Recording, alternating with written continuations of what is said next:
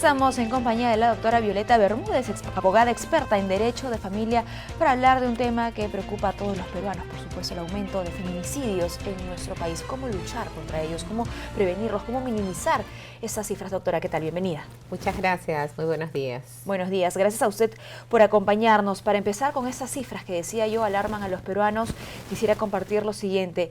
Solo en el 2019, desde enero hasta julio, siendo ya el último día de este mes, se han registrado más de 90 casos de feminicidio. Esto en el 2018 tuvo otra cifra, 149 feminicidios en lo que fue del año. ¿Hay alguna manera de hacer algún análisis comparativo? Sí, definitivamente las cifras que vemos son alarmantes, pero más alarmante aún es sumarle a los feminicidios las tentativas de feminicidio. En lo que va del año, el Ministerio de la Mujer y Poblaciones Vulnerables tiene registradas 204 tentativas de feminicidio. Esto quiere decir que ya estamos bordeando las 300 personas que han podido ser asesinadas por el hecho de ser mujeres y, bueno, de las cuales un tercio ha sido asesinada. No, y además mujeres, ojo, que pueden seguir en riesgo. Por supuesto, estas 204 mujeres siguen en riesgo. Claro. En algunos casos se han detenido a las personas que intentaron asesinarlas, pero en otros no. Entonces, realmente estamos ante un grave problema sobre el cual yo pienso que toda la política pública debería enfocarse, porque llegamos al feminicidio como el último eslabón de una cadena de agresiones y de violencia contra las mujeres.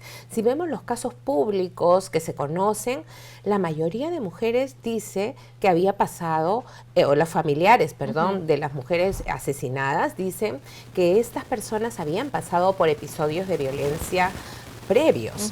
Y estos familiares también reportan que en un 70% de los casos no habían pedido ayuda. O sea, no habían acudido a la policía, no habían acudido al sistema de justicia, no. Y ni siquiera habían pedido ayuda del entorno más cercano. Y nos preguntamos por qué las mujeres no piden ayuda. Y es que lamentablemente también hay un patrón de relaciones familiares, un patrón de relaciones entre hombres y mujeres que muchas veces limita, obstaculiza que la mujer pida ayuda porque ella piensa que tal vez puede pasar, que tal vez su pareja puede cambiar, que tal vez el padre es el padre de sus hijos y cómo lo va a denunciar. Entonces hay muchos elementos sociales que constituyen barreras para que las mujeres busquen auxilio frente a la violencia. Lo que tiene que saber una mujer que es víctima de violencia es que la violencia puede escalar y de hecho va escalando. Una persona que agrede a otra, de repente primero, entre comillas, ¿no? Es una agresión leve, pero la siguiente vez puede ser más fuerte y la siguiente puede poner en riesgo su vida.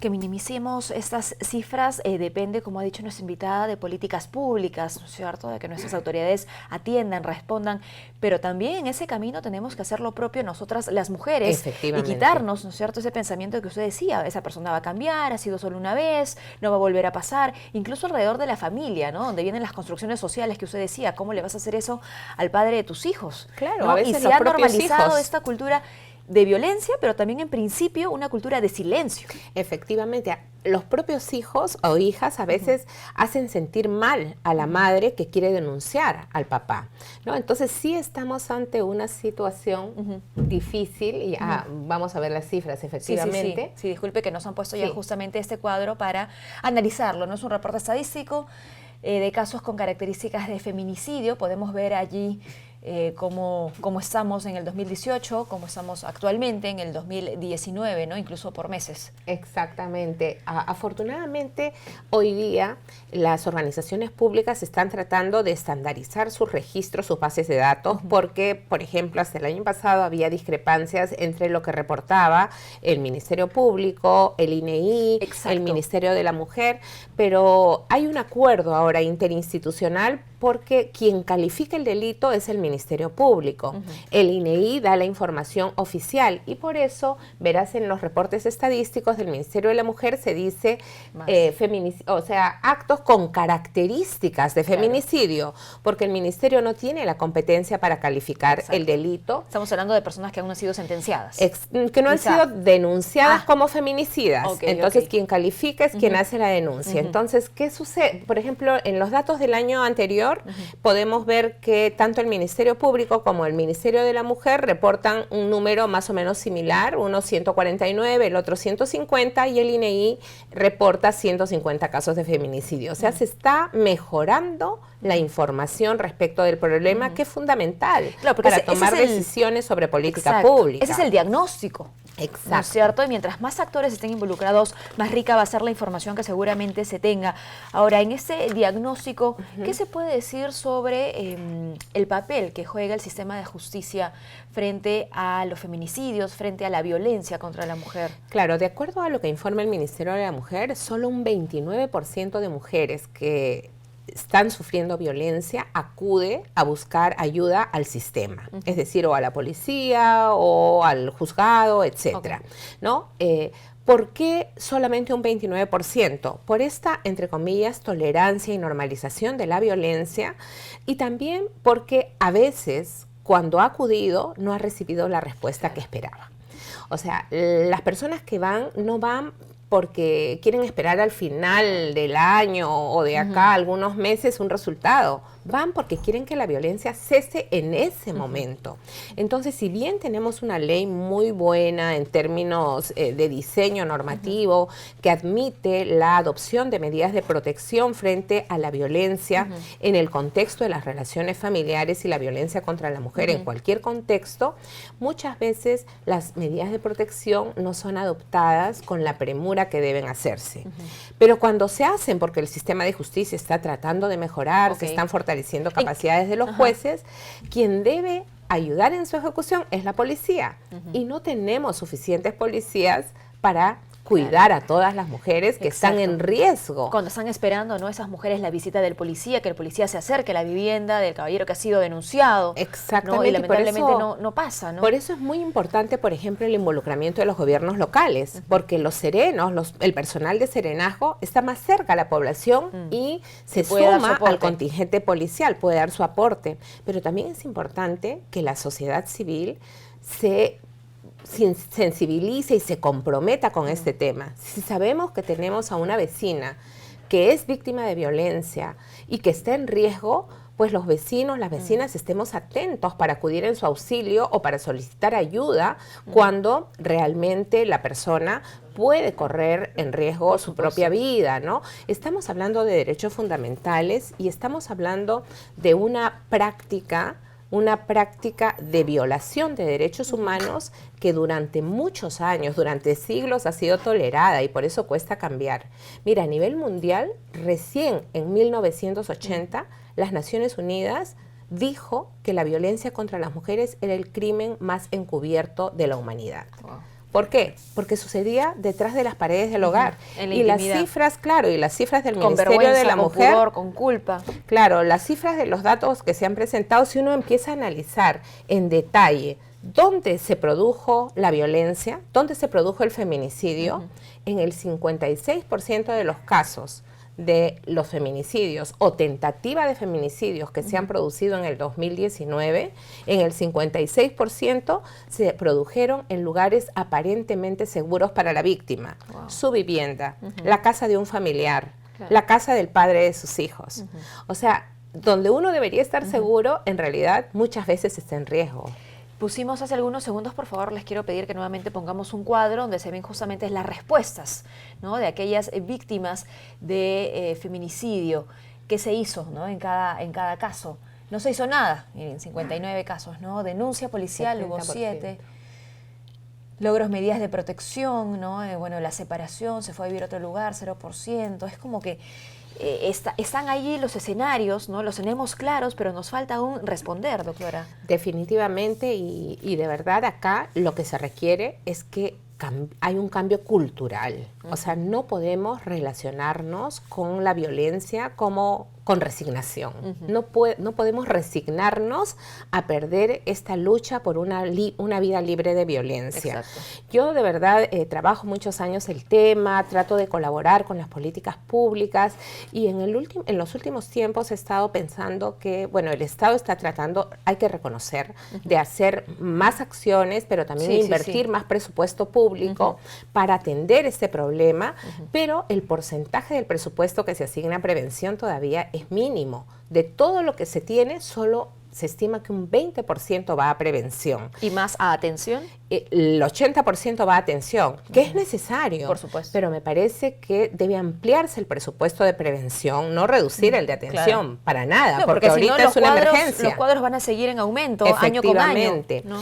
Y prevención, a veces escucho mucho decir, bueno, hay que prevenir en escuelas, desde la crianza, desde los niños, pero los niños están en interacción con los adultos. Y sí hay que hacer el trabajo en escuela, pero no podemos esperar a que las futuras generaciones vivan sin violencia si no hacemos algo drástico desde ahora.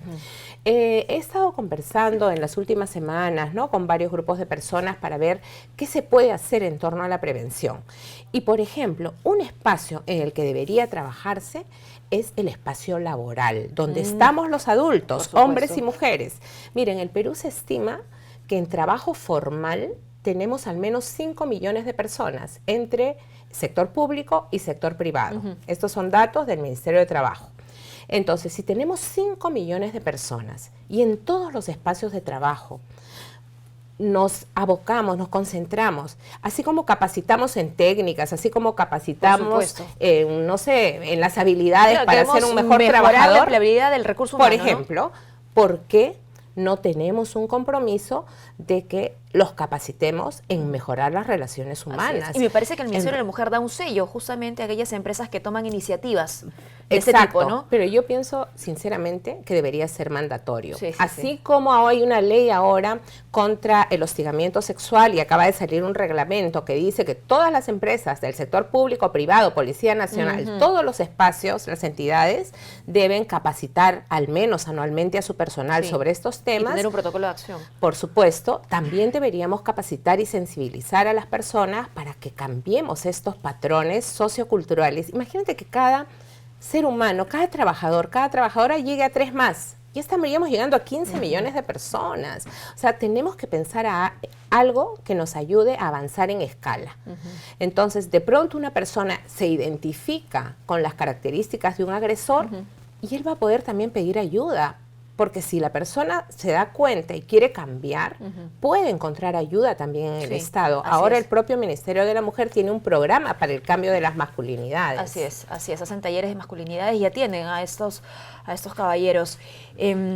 Finalmente, doctora Violeta, la verdad que el tema de conversación es tan amplio, ¿no? Y quisiéramos tocar tantas cosas. Sin embargo, hay que darle también al televidente un mensaje de acción. Seguramente, ya que usted hablaba sobre hacer, ¿no? ¿Qué nos toca a nosotros los ciudadanos para luchar contra la violencia hacia la mujer? Mira, yo pienso que un primer paso para luchar contra la violencia hacia la mujer es cambiar la forma de relacionarnos entre seres humanos. O sea, no podemos admitir la violencia de nadie. Las propias mujeres tienen que autovalorarse y no permitir que nadie las agreda. Yo enseño en la universidad y a veces veo cómo se relacionan los jóvenes y las jóvenes, y hay jóvenes que le quitan el celular a la enamorada para empezar a mirar con quién ha estado comunicándose. Y a veces lo toman a broma. Y cuando conversamos les digo, ¿a ti te gusta que te quiten tu celular, invadan tu privacidad y te controlen? No. Bueno, así empieza la violencia, con un control sutil y de pronto va escalando. Ya no solo te controlo el celular, ya no te dejo que te veas con tus amigos. Hay personas que privan a las mujeres de relacionarse con su familia. Por supuesto, el aislamiento, que es parte del modus operandi. Y por eso no tienen a quién pedir ayuda cuando pasa una situación crítica.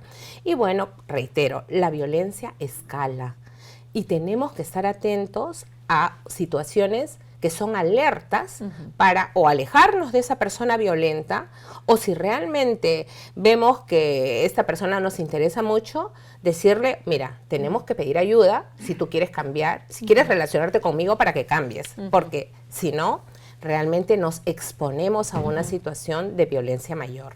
hombres y mujeres en nuestro país debemos todos emprender esta tarea de luchar contra la violencia hacia la mujer. Todos podemos asumir un rol, como ha dicho nuestra invitada. Muchísimas gracias, doctora, por habernos acompañado, y esperemos pues que estas cifras sean cada vez menores, por supuesto, si todos actuamos como debemos. Momento de hacer una pausa, no se muevan, regresamos con más.